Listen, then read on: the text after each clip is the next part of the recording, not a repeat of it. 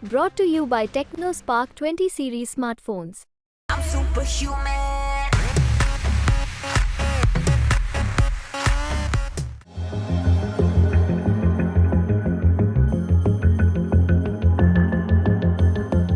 चीन की बढ़ती नौसैनिक ताकत को टक्कर देने के लिए आज कई देश भारत पर निर्भर हैं। फिर चाहे दक्षिण चीन सागर में फिलीपींस हो या फिर हिंद महासागर से लेकर प्रशांत महासागर तक अपने युद्धपोतों को बनाए रखने के लिए पश्चिमी देश हो, आज इन सब देशों के लिए भारत शिप मेंटेनेंस हब बन चुका है। और ऐसे में चीन पर नकेल कसने के लिए भारत ने भी अपने दूसरे shipyard the Cochin shipyard limited को अमेरिकी युद्धपोतों की मरम्मत के लिए खोल दिया है। दरअसल बीते कुछ वक्त से समंदर में चीन का मुकाबला करने के लिए अमेरिका भी संघर्ष कर रहा है। ऐसे में अमेरिका को भी चीन से टक्कर लेने के लिए इंडो पैसिफिक में भारत जैसा भरोसेमंद साथी मिला है। अमेरिकी युद्धपोत भी अब मेंटेनेंस के लिए भारत पर निर्भर हो रही है। इससे चीन को रोकने के लिए इंडो पैसिफिक में उनकी तैनाती को काफी बल मिलेगा।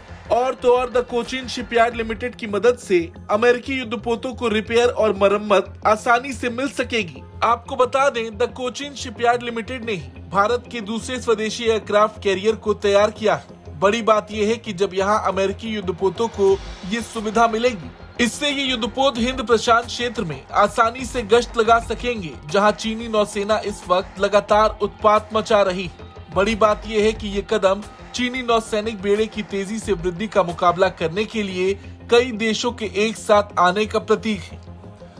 भारत इस क्षेत्र में पश्चिमी देशों के संचालन को बनाए रखने में महत्वपूर्ण भूमिका निभाएगा।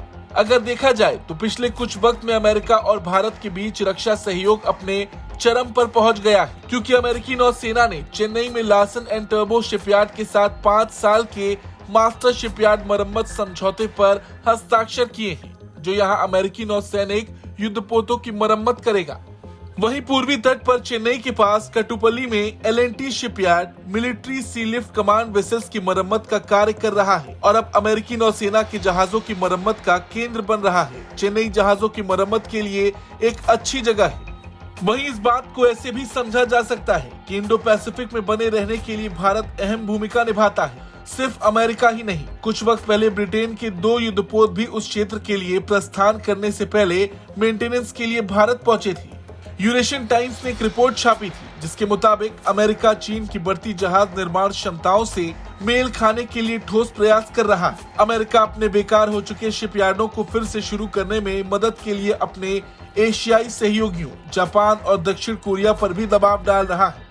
अमेरिकी नौसेना सर्विसिंग बैकलॉग को कम करने के लिए अपने युद्धपोतों के रखरखाव, मरम्मत और ओवरहॉल के लिए जापान के निजी शिपयार्डों के उपयोग का भी अध्ययन कर रही है। इस परियोजना का विस्तार दक्षिण कोरिया, सिंगापुर और फिलीपींस तक हो सकता है। अब देखा जाए तो भारत के लिए ये एक बड़ा मौका है। मैरीटाइम मेंटेनेंस सेंटर के रूप में भारत आगे बढ़ रहा है। चीन को टक्कर देने के लिए ये देश भारत के साथ जुड़ रहे हैं। खैर, इस पर आपका क्या कुछ कहना है, कमेंट करके जरूर बताएं।